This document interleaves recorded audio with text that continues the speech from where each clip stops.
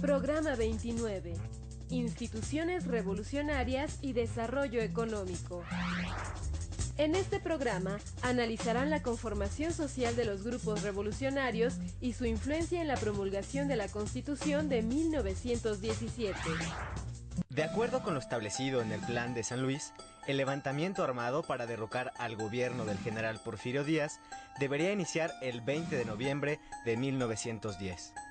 Francisco I. Madero, quien encabezaba el movimiento revolucionario, expresó entre sus demandas la necesidad de una mayor participación política y el respeto a la Constitución de 1857. Aunque en un primer momento el general Díaz pretendió combatir a los descontentos, finalmente el movimiento lo obligó a presentar su renuncia y exiliarse en Europa. En octubre de 1911, Madero fue electo presidente. Su gobierno se caracterizó por el intento de conciliar con los porfiristas y de solucionar algunas demandas sociales, pero sin la profundidad y urgencia con que eran expresadas por algunos grupos como los zapatistas. Después del optimismo inicial, el gobierno maderista tuvo que enfrentarse a la oposición de diversos grupos y en menos de 2 años fue derrocado por un golpe de Estado. La Revolución Mexicana es importante como acontecimiento histórico. La Revolución Mexicana funda al siglo XX mexicano.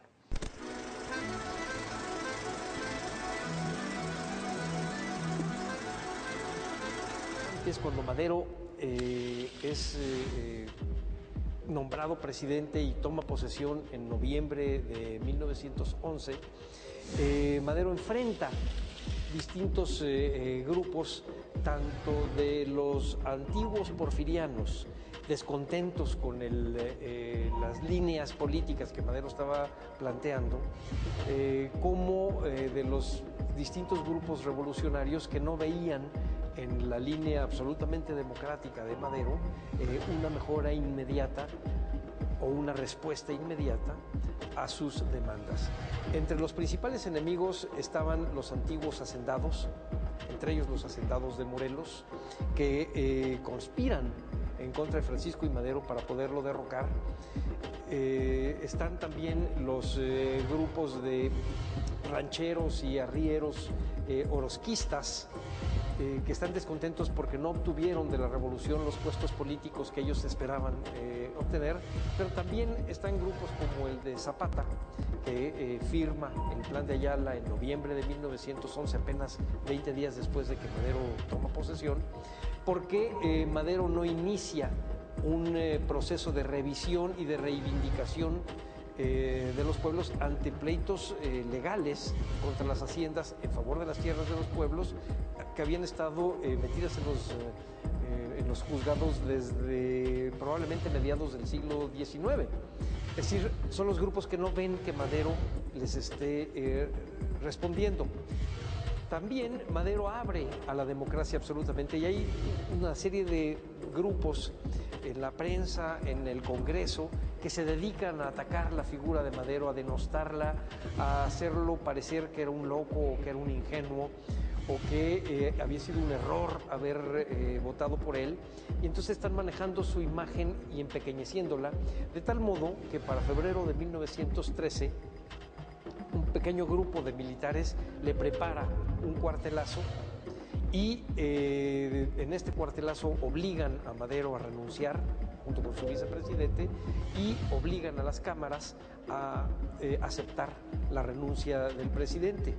Este cuartelazo había sido originalmente encabezado por Bernardo Reyes, que muere también el 9 de febrero de 1913, por Félix Díaz, Manuel Mondragón, y después Victoriano Huerta traiciona la confianza que le había dado Madero y entonces le hace un golpe, lo apresa y lo manda a asesinar. Pero es entonces la gran propuesta democrática de Madero, el que todo mundo tuviera voz y el tratar de complacer y dejar que los demás, aunque estuvieran en contra de él, dijeran lo que pensaban, lo que causa el fin de su gestión. La llegada a la presidencia de la República del general Victoriano Huerta, tras el asesinato del presidente Madero y del vicepresidente José María Pino Suárez, generó descontento entre los grupos en armas. Los villistas con centro de operaciones en Chihuahua y los zapatistas en Morelos no reconocieron al gobierno de Huerta y se dedicaron a combatirlo por todos los medios. En el estado norteño de Coahuila, el gobernador Venustiano Carranza encabezó un nuevo movimiento que se autodenominó constitucionalista porque tenía la Constitución de 1857 como su bandera, cuyo propósito principal era derrocar al general Huerta. A pesar de que estaban unidos en el propósito común de vencer a Victoriano Huerta, entre los revolucionarios existían notorias diferencias que más adelante serían motivo de nuevos conflictos.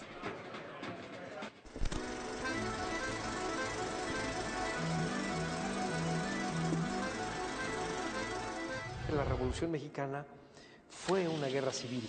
Esto es, que involucró a toda la sociedad, o a casi toda la sociedad en todo el país, y que dentro de los distintos grupos, incluso en grupos antagónicos, había personas de las mismas familias.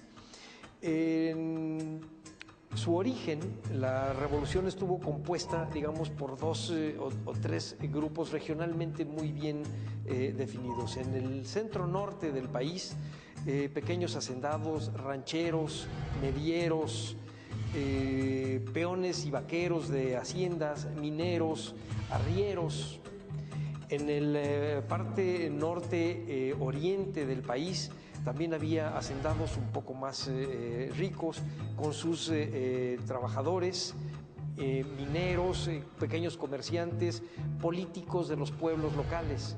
En el sur eran fundamentalmente campesinos que habían ido perdiendo poco a poco sus tierras de labor que iban siendo apropiadas por las haciendas cañeras. Este sería, digamos, el componente social de la revolución, pero conforme va avanzando el movimiento, este componente en el norte se revuelve y se agrupan en distintas facciones. De un lado están los hombres que siguen a Venustiano Carranza en el movimiento constitucionalista, es decir, en el movimiento que busca regresar al orden constitucional. Por otro lado están los seguidores de Francisco Villa, que socialmente son muy parecidos a los que están en el grupo de Venustiano Carranza, pero estos seguidores de Pancho Villa buscan reivindicaciones sociales y agrarias y la fundación de las colonias militares, que es un desdoblamiento de una antigua idea de los pueblos militares del periodo virreinal, y que se pelean por el saber a quién es leal y a quién se obedece con Venustiano Carranza. En cambio, en el centro sur de México, a través del caudillaje de Emiliano Zapata, están los grupos netamente agraristas, y al cual se le van sumando grupos de anarquistas y anarcosindicalistas, de antiguos militantes del Partido Liberal, de estudiantes de medicina, de estudiantes de ingeniería, que van a dar a las filas de Zapata una vez que Victoriano Huerta toma el poder y que obliga a los revolucionarios a luchar de frente y sin ningún ambaje y más allá de las facciones contra el ejército federal de Huerta. El gobierno de Victoriano Huerta llegó a su fin en 1914, apenas un año después de que accediera al poder. El enemigo común que unificó a los diversos grupos revolucionarios había sido eliminado y las diferencias entre ellos se hicieron más evidentes. Para discutir el rumbo que debía tomar la revolución, los dirigentes de los diferentes grupos acordaron reunirse en la ciudad de Aguascalientes en 1915. Este intento, conocido como la Soberana Convención de Aguascalientes, resultó en un fracaso e inició la lucha armada entre ellos. De un lado se encontraban los zapatistas y los villistas, que respaldaban el gobierno de la convención y sostenían una reforma agraria radical. Del otro, los constitucionalistas, que buscaban colocar a su líder, Carranza, en la presidencia de la República y se inclinaban por un reparto de la tierra moderado. El triunfo militar de los constitucionalistas en 1915 dio a este grupo el control sobre los poderes federales. Como primer jefe del ejército constitucionalista, Carranza convocó a la formación de un Congreso Constituyente. De las deliberaciones en el Congreso surgió una nueva Constitución que fue promulgada el 5 de febrero de 1917. En ella se buscó dar respuesta a algunas de las demandas de los grupos revolucionarios.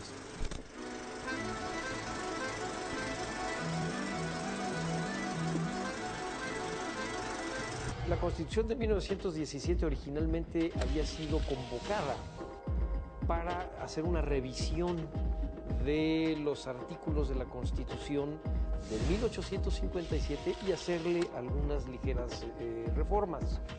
La intención de Venustiano Carranza con esta convocatoria era fundamentalmente actualizar los elementos políticos de la Constitución.